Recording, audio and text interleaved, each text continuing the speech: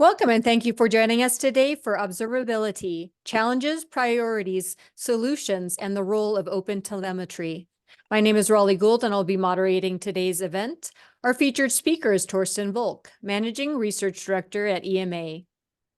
With over 15 years of enterprise IT experience, Torsten helps end users and vendors leverage the opportunities presented by today's hybrid cloud and software-defined infrastructure environments in combination with advanced machine learning.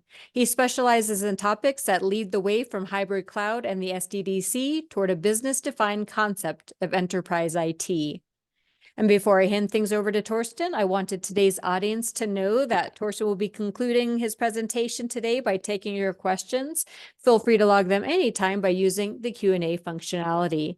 Also, today's event is being recorded and you will receive a follow-up email from EMA with the on-demand playback, as well as some additional resources. So I hope you will check that email out.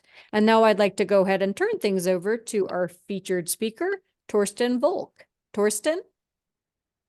Hi there. I hope everybody can see me. So yeah, let's talk about observability. And as Raleigh says, the challenges, priorities, adoption patterns, solutions, and a little bit of OpenTelemetry, because you always have to talk about OpenTelemetry when you talk observability. This is a rough outline of what we want to explore. And this should not replace, obviously, reading the excellent research report that we have just published, but it should give you a little bit of a teaser, a little bit of a taste for what we are looking into or what we are exploring, examining in that research report. So if we jump in, we see on the left exactly why we have to do all this, why we have to worry about observability now. That's often a question. Oh, it used to be monitoring, it used to be logging, tracing. Why is it observability now? Why do we need this? And this chart here, the spider chart on the left, shows us why we need observability instead of just monitoring, logging, tracing in their individual silos. And we always use that word, that term complexity.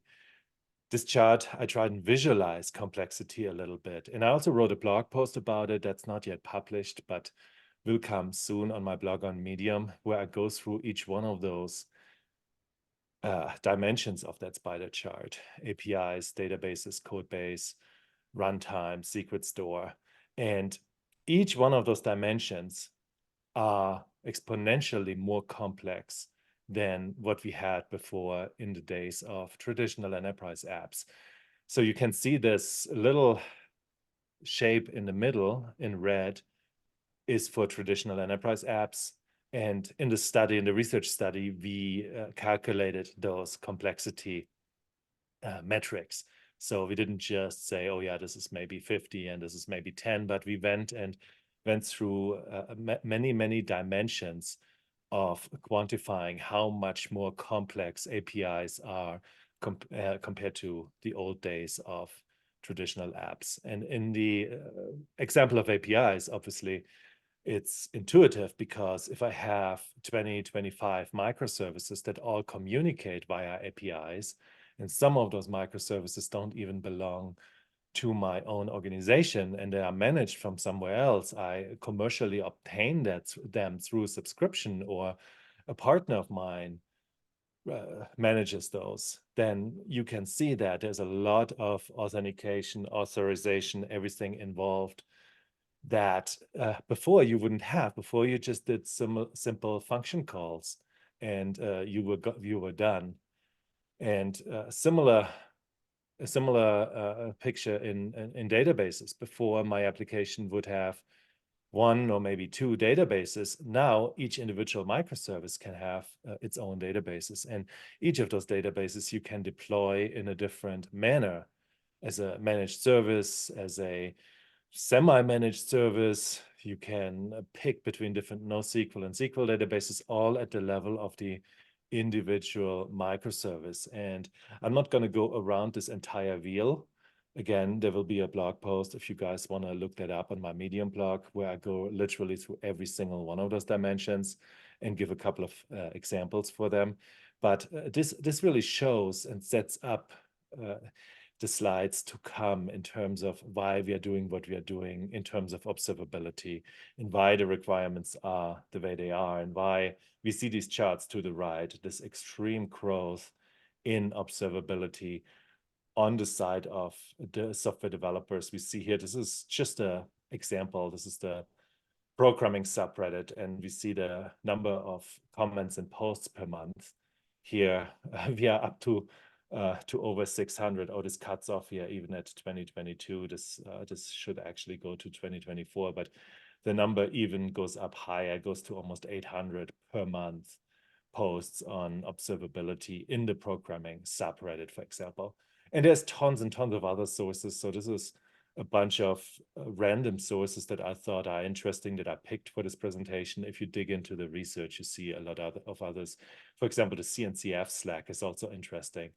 How many more posts we have in the CNCF Slack on observability compared to if you look at 17 or 18 or 19, when the topic was just coming out.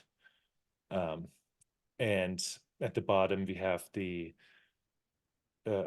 Hacker News Y Combinator, which is a huge forum where people with focus on investors, people who are interested in venture capital, in startups, have their discussions. You probably are aware of Hacker News, and you see how the number of posts on observability increased.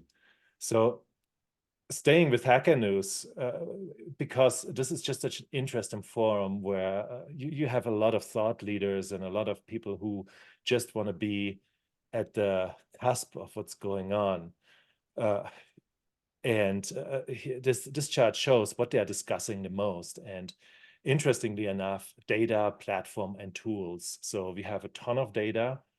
We need some platforms and tools to rein that in and to analyze that data. And when we say data, we mean obviously observability data. So logs, metrics, traces, events, context data, everything that is affiliated with telemetry. Then in the middle part of the chart, we have open source and Kubernetes.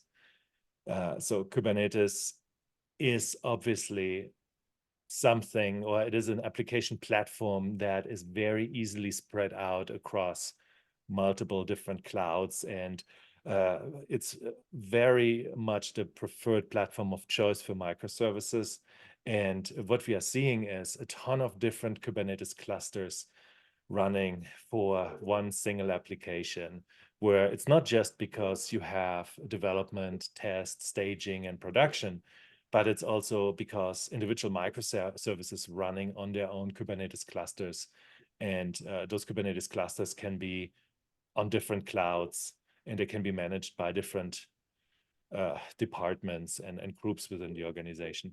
And at the bottom, and that's really not at the bottom of the overall scale of interest, that's just at the bottom of those top 10. And I think it's still remarkable that we have AI there in the top 10 of the most discussed topics by investors and people on Hacker News in general. So from Hacker News and investors focused perspectives to a bit of a broader perspective, Google Web Searches. If you look at this chart here to the right, that clusters together Google Web Searches by topic. And that uses, funnily enough, or not funny, but it uses generative AI to determine how closely together the individual terms are. And the source is, I believe it's 2000. Yeah, no, I know it is 2000 terms that are affiliated with a search for observability on Google search. And the top ones of them, we correlated together, we clustered together into inherently consistent clusters. And we put a label on each of those clusters. And you can see the labels to the left. And what this simply tells you, and you can dive a lot deeper when you read the actual research, but what this here tells you is, number one here, the basics of observability. So let's look. Here's number one. We see the definition people ask about definition, they ask about observability software, they ask about AI ops, they ask about DevOps and observability, and they ask obviously a lot about the difference between monitoring and observability. You know, what is the difference between traditional monitoring and applied observability? So that's that first cluster, if you will, in the middle.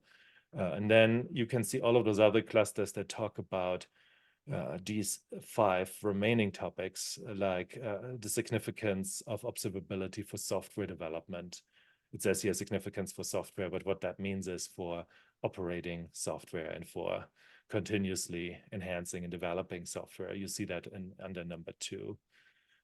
Then under number 3, you see people are asking for the importance of observability for DevOps. Number 4, different use cases for observability. You see application observability, serverless observability.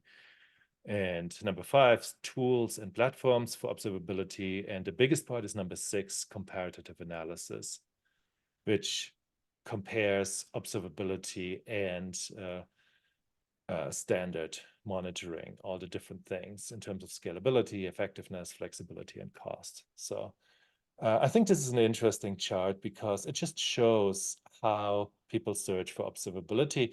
In this chart, I want to be very quick because we have some more practical deep dives later in this deck. So, but what this shows at the very highest level, why is observability so important? And I remember doing a slide like this 10 years ago, not quite like this, but a slide on connecting technology investments and business success, or business in general, business strategy in general. And it was always this kind of a precarious bridge where somebody was balancing and there was like a big, whatever, waterfall underneath or something scary underneath.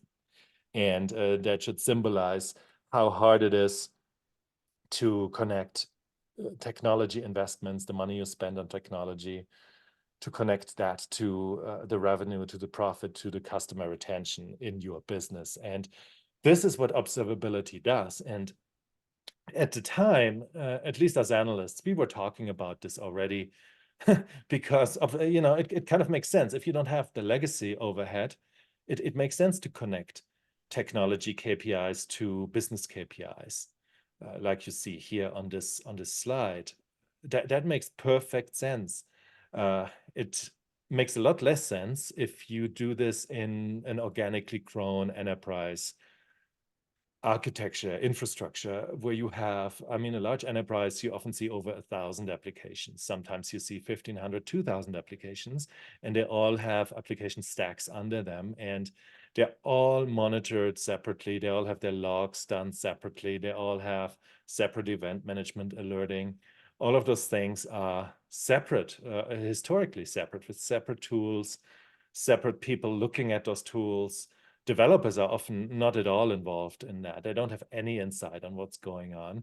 And so developers, they can't really tell what they've done. Does it have a business impact or not?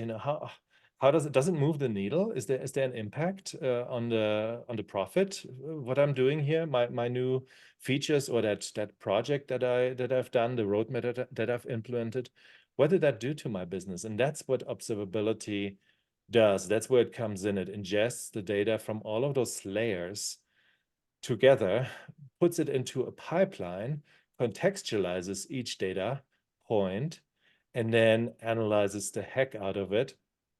And, that's when we can use cool stuff like generative AI and advanced machine learning, all kinds of NLP techniques with transformer learning and all of this stuff. And again, in observability, you don't really need to know any of that AI stuff, but you just need to know that AI stuff is there if you have the data pipeline in order. If you don't have the data contextualized and transformed and standardized, then generative AI can really not do all that much, because you will actually see why in a second. Because you can see this is just a quick overview of a microservices application that consists of, in this case, 2, 4, 5 times 4, 20 microservices. And each of those microservices stacks, you can see they have their own CI/CD pipelines. They have their own app stack, their own cloud infrastructure, and at the top, microservice code. So they all are the same structurally, but they're all emitting all of those different telemetry data streams that you can see outside in orange, application telemetry, and then application telemetry gets submitted through API monitoring, APM, browser metrics, custom metrics. Then you have storage telemetry that gets emitted through Fiber Channel, iSCSI, and Smart, and then you have cloud and virtualization telemetry. And you can see each of those 20 microservices generates all of those different streams. That doesn't necessarily mean that you collect all of those streams, but that means that you have a choice of collecting streams that you find important. And there's a good chance that if you have different development teams and different management teams for different apps, that they do it differently, that they use different telemetry data streams, and they record them in a different resolution and at different granularity. And then you have all of this data, and then you get here, that slide. I call it context is king. It sounds a little bit, I don't know, maybe a little bit old-fashioned, but I think there's almost no catchphrase that describes this better. What I've done here, I've gone to an actual project, I've had somebody extract for me just a bunch of examples from an actual real-life project from the networking layer. You can see on the left of that slide, this is bottom left, you see one microservice with all of its individual components. You see the different layers. At the top is the network layer, then comes the application framework, then comes the app service, then comes, it's a little bit hard to read, but it doesn't really exactly matter what those individual layers are. It just matters that we see that each of those layers is there and they consist of individual components each. And each of those components can be different for each microservice. But even if they're not different, let's look at a single microservice and at just the networking layer. So you can see that has 6 different layers by itself. If you look all the way to the right, you see logs, metrics, traces, events, alerts, and notifications all the way on the right. So those are the different layers of telemetry data that I can collect and ingest. So if you then go to the different columns, you see the different components. And this is, of course, not even comprehensive by far, right? Those are just some important ones, but there's obviously more. But so take the API gateway. You have logs for the API gateway. You have metrics. You have traces. You have events. You have alerts. You have notifications. The notifications and alerts are obviously closely related here. And you have all of these data points. So if you look at just one random data point, because again, the individual data points, the details do not really matter, but what matters is just look at this service mesh here and go to, go to traces. So that's the one in the middle, the red one under service mesh logs. You see the traces here for service mesh, and you see you have 15 milliseconds for the route to the order service, to route the data to the order service. Then you have 40 milliseconds to process the data, and you have 5 to respond. So the question is, when you have that data, is that good? Is that bad? Is that a catastrophe? Sounds not like much, right? 15 plus 40 plus 5, so that's just 60 milliseconds. Probably doesn't matter, but we have no idea really if it matters or not. Because we need to look at it in the context, right? Because we don't just have the service mesh, we also have the ingress controller, we have the service proxy, we have DNS service, we have a lot of other things that are handling those calls, those API calls that come into our microservice, because that's what a microservice is. It's a thing that handles, it's a system that handles inputs, mostly via APIs, and turns them into outputs, and then gives those outputs usually to the next microservice or to some kind of a presentation layer.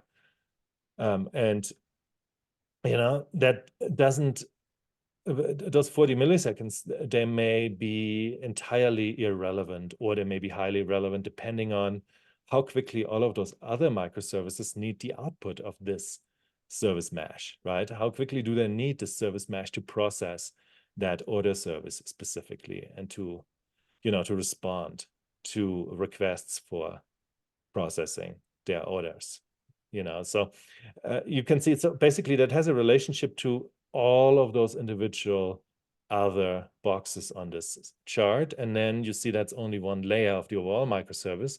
And that's just one microservice of a whole bunch of microservices.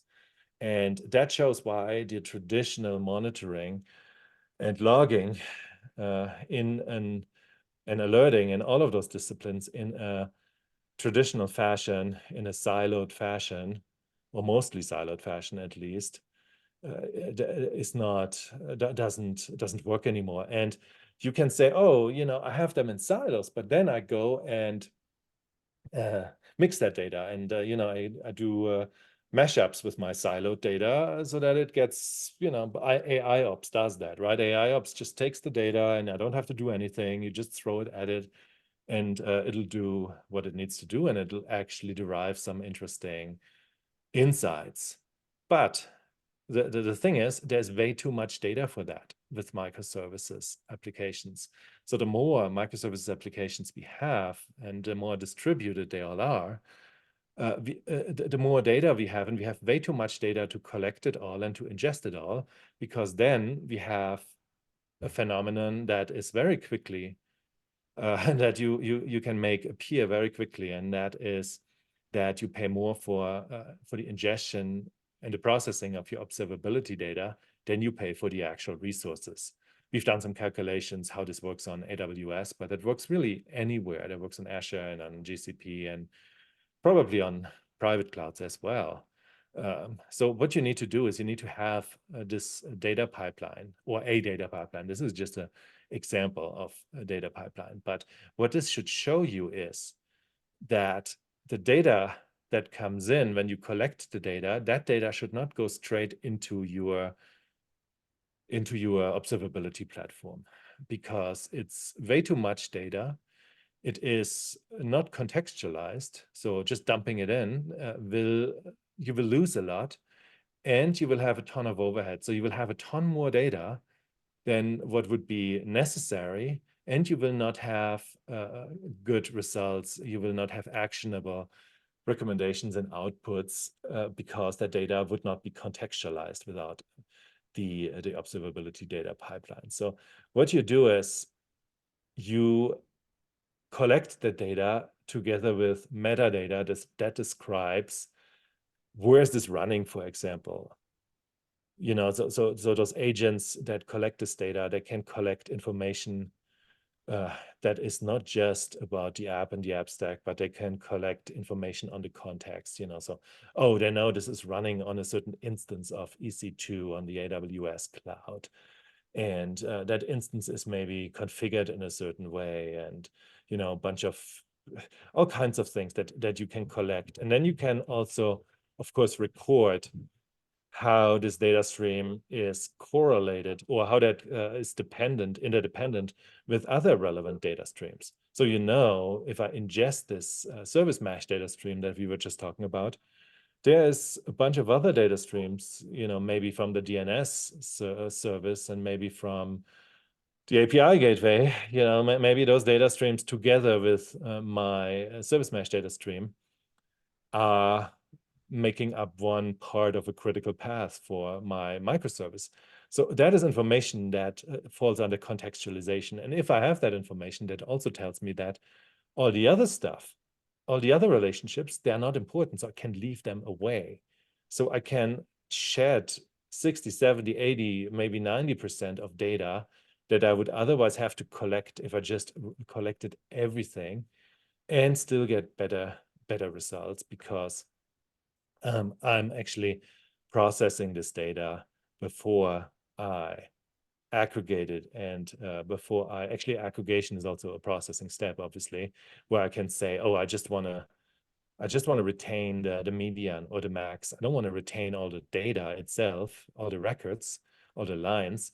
I just want, a per day, a median per day as just one metric. That's all. And that saves, I mean, that probably saves 99% of data in a lot of cases. So you do all of those things that you see in those boxes and you end up with a lot less data. But at the same time, you end up with much more actionable recommendations. So this diving back into this observability cost thing, the observability cost trap. I mean, that's what almost a third of that research report consists of, where we really went to all of the different areas of cost factors for observability and quantified how much more they cost if you would just ingest them all, right? So say you have 5x more observability users, and we have details to each one of those claims. We split that up and analyze that in the research study so that we get to those results. And I'm in the webinar obviously just showing you the results at the highest level, so that you get an overview and a feel for what these things look like. So if you look at those numbers, 1,000x higher data resolution. So that means basically a data granularity. So I don't collect aggregated data in this case. I collect highly granular data at a very fast sequence. So as fast as I can get it, if it's streaming data, maybe I collect multiple data points per second. Then how many entities? There's 100 times more entities to monitor. And by entity, I mean those boxes basically from that previous slide. When you look at those boxes, you see each individual box has to be monitored in a certain way, right? But we don't know exactly how, because that depends on what that box is responsible for in the application context. So we have 10 times more tools because we use cloud-specific tools. We use application-specific tools for monitoring. We use infrastructure-specific tools. So there's a trend or a tendency, not a trend, because the trend is more toward consolidation, but the tendency is, oh, I need to monitor a certain thing, and here's a tool that makes sense or that comes with the thing that I have to monitor. Let's just use that. And just to give you an idea here, on the next slide, you see what that means. If you have AWS, Azure, GCP, Oracle, Alibaba Cloud, you have all of those different tools. Even for each individual cloud, the line items are all the different tools for one cloud. And then the columns show those tools for different clouds. So for infrastructure monitoring, obviously for AWS, you have CloudWatch. For Azure, you have Azure Monitor. But then for APM, you have AWS X-Ray. Then for network monitoring, you have VPC flow logs. You have database monitoring with RDS performance insights. If you're using RDS, you may be using something else, then you have to monitor your database in another way. For log management, you have CloudWatch logs. For tracing, you have also X-Ray. I guess tracing in APM is very similar. Error tracking, X-Ray. Then let's go a little bit lower. User experience management, Amazon CloudWatch, synthetics. So you get an idea. All of those individual tools receive and generate observability data, and only within context is that really meaningful in any way and helpful in any way, shape, or form. Now, to address this issue, there a tool called, I like to call it a standard called OpenTelemetry, but it's really an observability platform. Even so, that term is a little bit misleading, because observability platform, you more think of one of those commercial larger platforms. I'm not going to name a name because otherwise I need to name all of the names, but you probably know what I mean. So OpenTelemetry, what that really is a way of collecting and processing and exporting telemetry data. And as of KubeCon fall last year in Chicago, it supports now traces, logs, and metrics. It started obviously with only traces, and now GA, it is OpenTelemetry is GA for traces, logs, and metrics. And this chart, what it shows is, there's many charts that you could generate to show how popular OpenTelemetry is. I just picked this one because I think it's quite remarkable, because this is when you run against the GitHub API, when you run a query that looks for the most popular topics in observability, you find you get this ranking here. And when I mean the most popular topics, all that means is you type in observability in the search, and then you analyze the individual tags. GitHub results all are tagged, and the tags you can see here: monitoring, Prometheus, Kubernetes, metrics, OpenTelemetry. And obviously, individual results can have more than one, but this chart just splits them open, and it just counts everything across records. And what it doesn't count here, what belongs together, right? You don't see how closely OpenTelemetry and Prometheus, for example, go together. But what you can see is that the top ones, the blue ones, the dark blue ones here, well, is that dark pastel blue ones? They are focused on monitoring, all of them. So monitoring is all the way at the top of that list on GitHub. And funnily enough, OpenTelemetry is already in there together with Prometheus, which is, I think, quite remarkable, seeing that OpenTelemetry still is relatively new, and it already is quite high up the list. So then you go down that list, and it just gives you an idea of you have tracing projects, you have other projects related to OpenTelemetry. And the reason why Golang and React and Go and JavaScript and Angular and this stuff is in there, those are not obviously observability tools, but they're still in there because of what I said in the beginning. A lot of those GitHub results, those GitHub repos, they are contextualized, right? They are maybe monitoring within the framework of Golang applications. So then it would come up, both monitoring and Golang would come up. So what you could obviously do is you could filter those out and just focus on only those. But I also thought it's interesting because what you see there is usually it's instrumentation why they come up. So you need to instrument your Golang app. And sorry, this was not planned here, this change. And yeah, so they're basically context factors.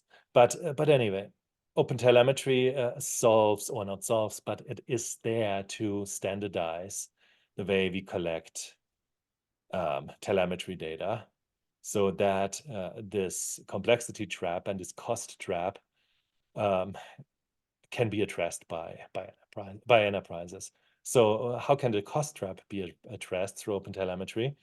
The answer is it's simply control, because if you have OpenTelemetry data collection, your data pipeline of observability data looks very much more similar and consistent, and you don't have to do all of those things anymore that you have to do if you have individual clients collecting data, or individual APIs collecting individual data points. You don't have to do that. You get data streams that are to a big degree standardized and much easier to process. And you can, at that level of OpenTelemetry in that pipeline, you can then decide what rules you want to have and how much of that data is actually relevant, and then only import that data into your observability platform. And that saves tremendous cost in terms of ingestion cost, in terms of processing cost. It also makes for better results. It makes for faster results. And yeah, I mean, everybody who looks into AI and machine learning a little bit knows that today the quality of the results of those cool technologies still very much depends on the quality of the input data. It's not that those technologies are not able to just derive proper results, actionable results, if you just dump a bunch of stuff in there, part of it garbage, part of it fine or valuable. This is not the way to go. Otherwise, AI ops would have taken over, right, and would have would rule the world right now, but we find that that's not the case because we need context. We need to have a certain structure to our data, and OpenTelemetry gives us that structure and unifies that structure in a much more consistent and coherent manner. And yes, based on that, OpenTelemetry, a couple of metrics to the right, you can see the rapid growth of OpenTelemetry. Also, at the top, it's on Y Combinator as well, Hacker News. There in the middle is the number of web searches per month. The bottom is server fault. It's mainly a forum for IT operators, and you can see there's a trend that goes very steep upward. And I could, come up with 10 more charts just like that. And I think in the original research document, you find 10 more charts just like that. So OpenTelemetry, because of all of that, very, very popular. And when you look at the distribution of issues by category, and what that is I ran a simple query against the GraphQL API on GitHub in terms of what are the open tickets right now, the open issues right now, what are people working on right now in the OpenTelemetry community, and those are the top ones. And yeah, the numbers down there are percentages. So we see exporters and receivers at the number one, and that's obvious because we need to be able to receive data and we need to be able to export data. Those are the things that OpenTelemetry really does, right? Receive data from all kinds of databases, all kinds of application frameworks, everything really. The more it can receive data, the more it can receive data out of the box, the better it is. And the same thing is true for exporting this data to external platforms or for further processing, right?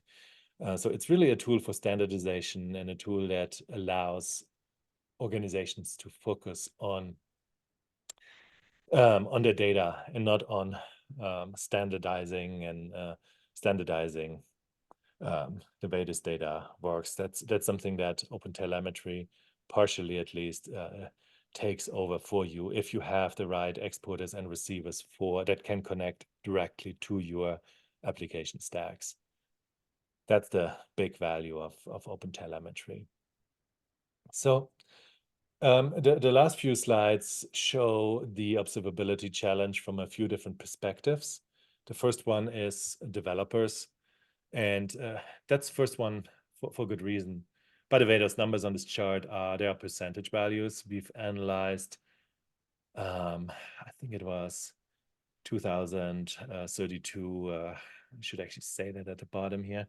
2032. On my other slide, I see that off screen. 2032 posts of developers on Stack Overflow that were related to observability over the last 2 years. And this is how they split up. And you can see logging and configuration is at the top of that list. Application services, again, specific logging. So there's a lot of logging topics and logging and monitoring topics at the top of the list for application developers.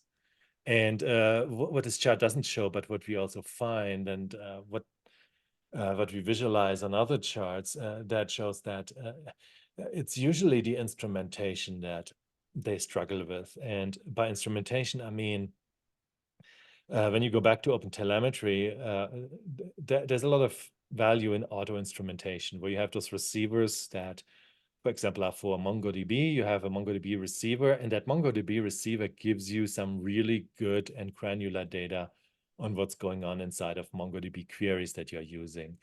But that may not be enough for you. You may want to synchronize that data with your application processes. So if you write a process that makes a couple of query calls and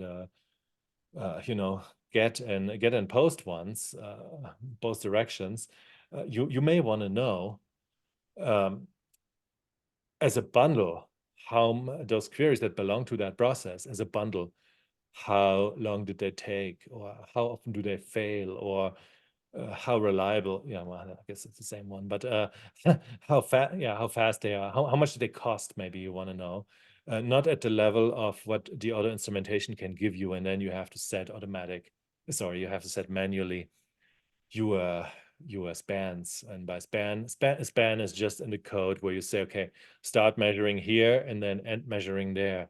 And then you give it a label and it says, oh, this is everything for my process that does X thing, you know. So this is all aggregated together, and I can look at it as one thing. So if I have a new functionality in my app, I could say, you know, show me everything that's in my new functionality that impacts, you know, the performance of MongoDB.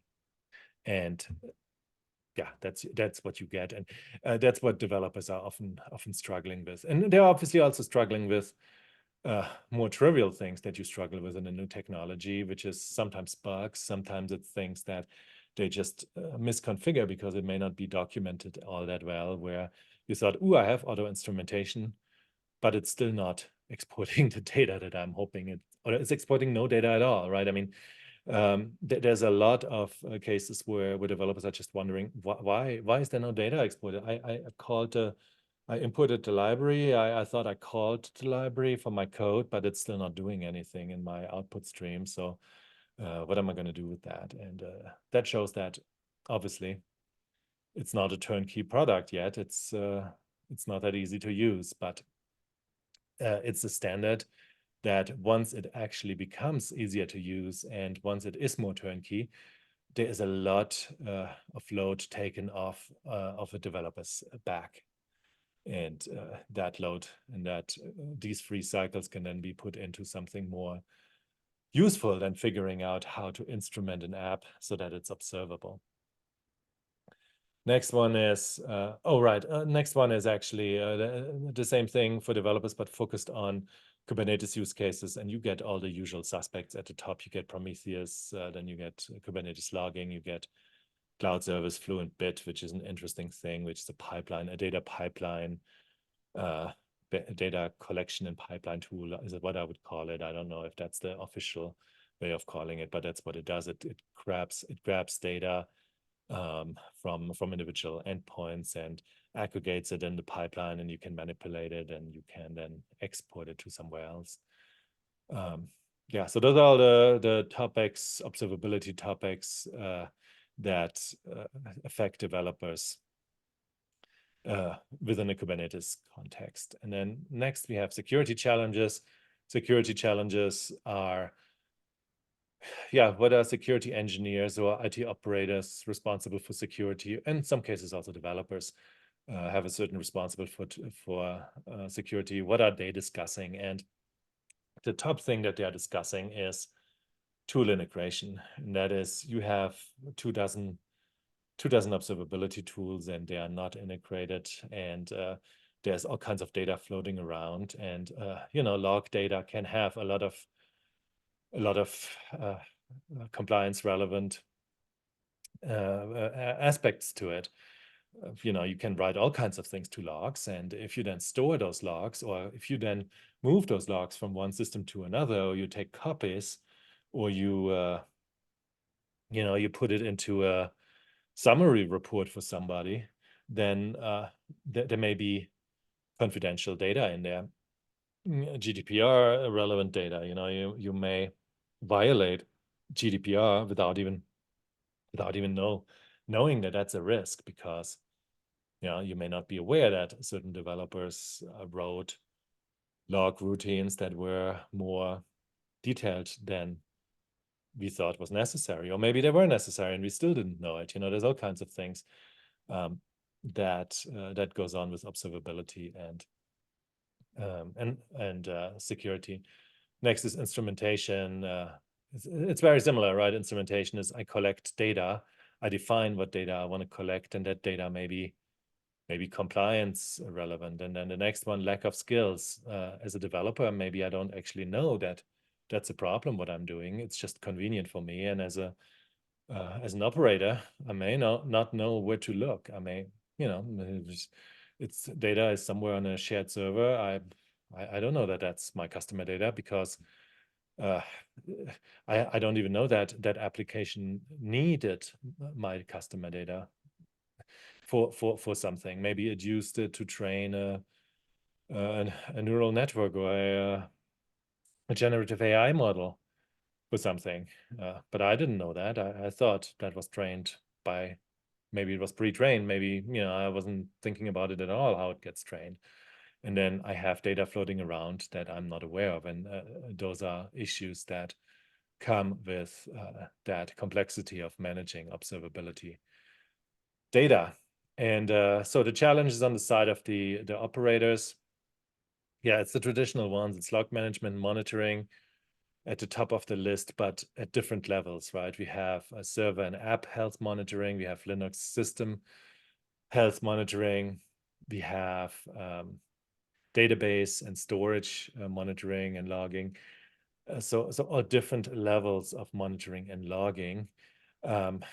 So you can see the challenge is kind of well, not kind of, but it is a granular one where we need to see those Linux system monitoring. We need to see that in the context of the overall stack. And to Linux also belongs the server and the application and the database and maybe other things too, like Prometheus for Kubernetes if it runs on Kubernetes. So those are all the things that operators struggle with.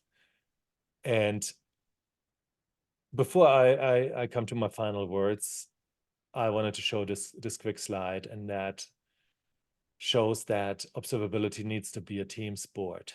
And by team sport, I mean what I said in the very beginning, where we see it not very often that developers and operators and security guys and SREs and platform operators, platform engineers, that they all have access and contribute to the same body of observability data. Usually they have their own little systems or their official systems and then some unofficial systems. And developers often don't have any systems at all, and they don't know what is the impact of their new code on system health, on system performance. And but that's also great for the SREs, right? The SREs, they should be automating. They should be automating the stability of the system in the future, right? And the ability to recover the system if it gets into trouble. And if they have the information that new code was pushed and what did that new code affect? Oh, there was new code pushed 5 years ago that started driving up latency of MongoDB databases or whatever component. It wasn't relevant then, but maybe it's relevant now. And this is the trend that is relevant to me as an SRE. And I may want to write automation for remedying that trend, for addressing that trend. So you can see that if everybody contributed to the same platform and had access to the same platform to benefit from it, there would be a lot less phone calls, conference calls, where everybody updates everybody else with Excel sheets and PowerPoint presentations and, quick narratives of what's going on. So that's the end. I hope I got people interested in observability and then specifically our research report in observability. I think the overall research is, I think 80-something pages long.